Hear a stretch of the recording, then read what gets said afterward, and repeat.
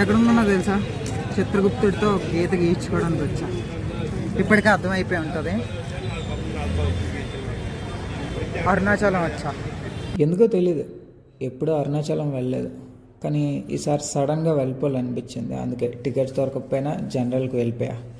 ఇక ట్రైన్ డీటెయిల్స్కి వస్తే ఎవ్రీడే హైదరాబాద్ టు కాట్పాడి జంక్షన్కి సబ్రా ఎక్స్ప్రెస్ ఉంటుంది. సో అదే ఆఫ్టర్ 14 hours జర్నీ తర్వాత కాట్పాడి జంక్షన్లో దిగా. ఇప్పుడు ఎర్లీ మార్నింగ్ 3:45 అయ్యింది. సో ఇప్పుడు ఇక్కడ నుంచి అరుణాచలం వెళ్ళాలి బస్సులో. స్టేషన్ నుంచి బయటికి వెళ్తే చాలా ఆటోస్ ఉన్నాయి. ఆటో ఎక్కి బస్ స్టాప్కి వెళ్ళిపోవాలి. బస్ స్టాప్కి వచ్చేసా, ఆటో 30 రూపీస్ తీసుకుంటాడు. బస్ స్టాప్కి వచ్చేసా. ఇప్పుడు అరుణాచలం వెళ్ళడానికి బస్సెస్ ఎత్తుతున్నా. అక్కడికి వెళ్తే వస్తుంది అన్నాడు, సో వెళ్తున్నా. ఏదో ఒకలా వాళ్ళని వీళ్ళని అడిగి అరుణాచలం వెళ్ళే బస్సు అయితే ఎక్కేసా. 65 రూపీస్ తీసుకుంటారు పర్ హెడ్.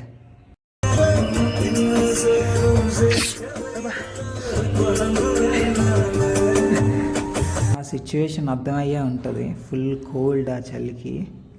వచ్చేసా తిరువన్నమలై అరుణాచలం. ఒక టెంపుల్ చూపిస్తా.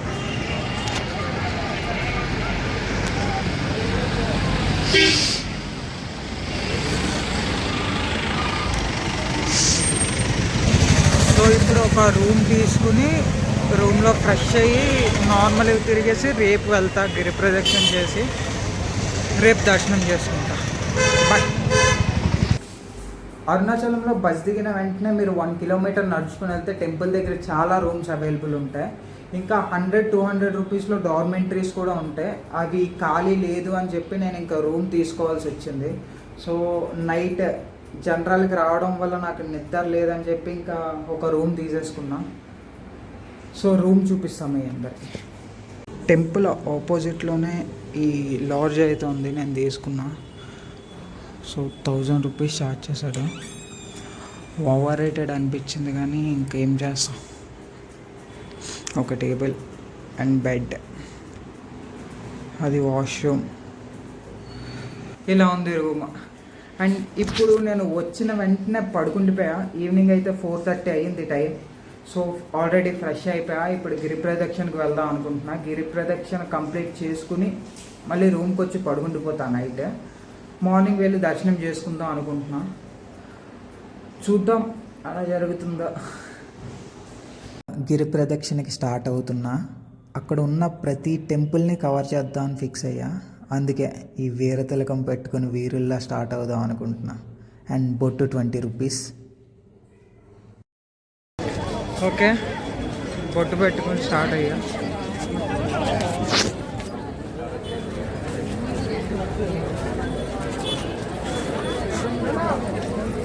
అసలు ఇక్కడ ఇంత క్రౌడ్ వస్తారని నేను అస్సలు ఎక్స్పెక్ట్ చేయలే. అండ్ అక్కడ ఉన్న వాళ్ళు కూడా వీకెండ్ కదా, మేబీ అందుకే ఇంత క్రౌడ్ వచ్చారని చెప్పారు. దీపం వెలిగించి రాజగోపురం దగ్గర స్టార్ట్ చేసా. మొత్తం అన్ని టెంపుల్స్ కవర్ చేయాలి. మన ఫస్ట్ టెంపుల్ వినాయ్. ఫాదర్ దగ్గరికి వచ్చి కొడుకుని కలవకుండా అలా వెళ్ళిపోతాను చెప్పండి. అందుకే వెళ్ళి వినాయకుడికి హాయ్ చెప్పేసి ఇంకా కంటిన్యూ చేసా.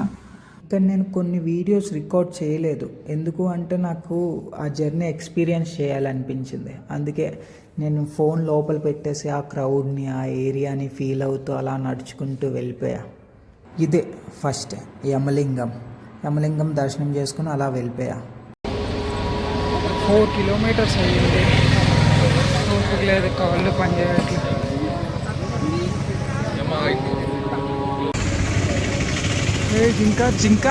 జింక ఫైనల్గా 6 kilometers అయితే అయ్యింది. కాళ్ళు అస్సలు పనిచేయట్లేదు, నొప్పులు వచ్చేస్తుంది.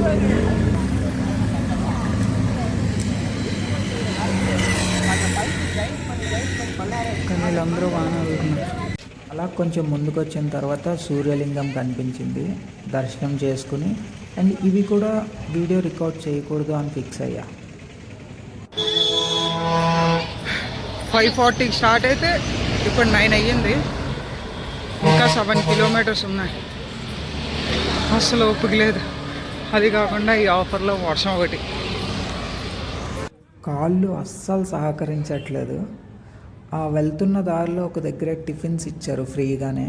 సో టిఫిన్ తినేసి ఇంకా అలా మళ్ళీ స్టార్ట్ చేసా.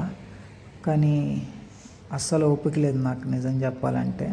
బట్ అలా వాళ్ళని వీళ్ళని చూసుకుంటూ అలా వెళ్ళిపోతున్నా. చంద్రలింగ కూడా కంప్లీట్ అయిపోయింది.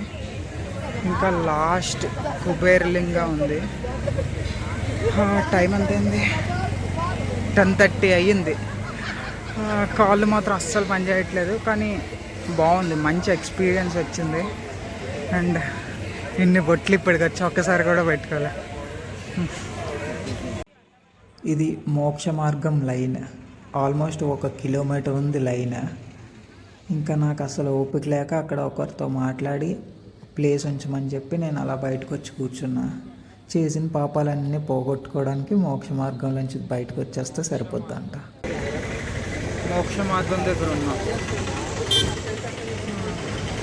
అస్సలు కాళ్ళు పనిచేయట్లేదు, ఓపిక లేదు.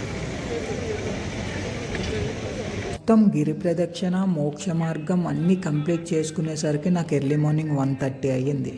ఎందుకు ఇంత లేట్ అయింది అంటే నేను ఆల్మోస్ట్ అరౌండ్ 50+ టెంపుల్స్ కవర్ చేసా ఈ గ్యాప్లో.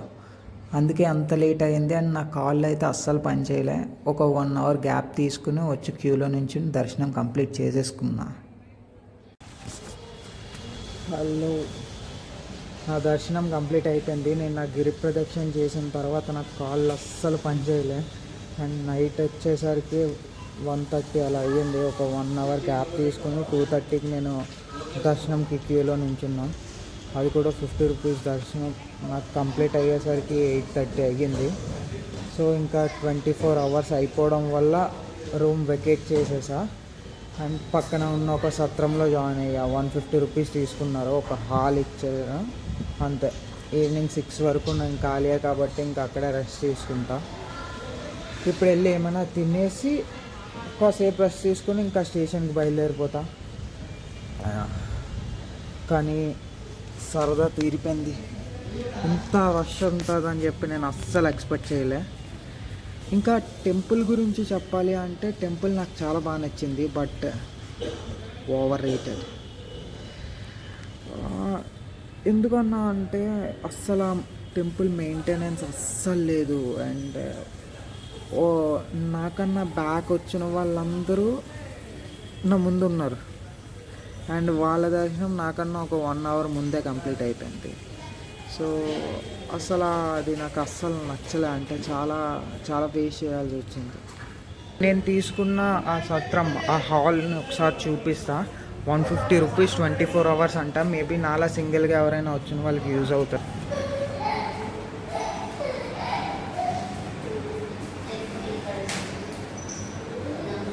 అంతే. అండ్ మనకి లాకర్స్ ఇస్తారు, అక్కడ అలా మ్యాట్ వేసుకుని పడుకోవచ్చు.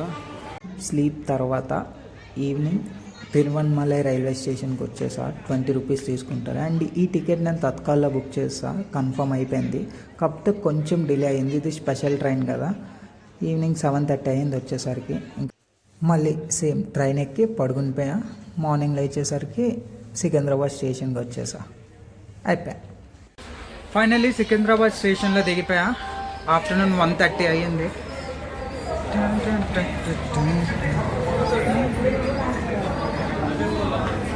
సికింద్రాబాద్ స్టేషన్ 1:30 అయ్యింది, వచ్చేసా. వీడియో ఇక్కడి వరకు చూసినందుకు థ్యాంక్స్. నెక్స్ట్ వీడియోలో కలుద్దాం. బాయ్.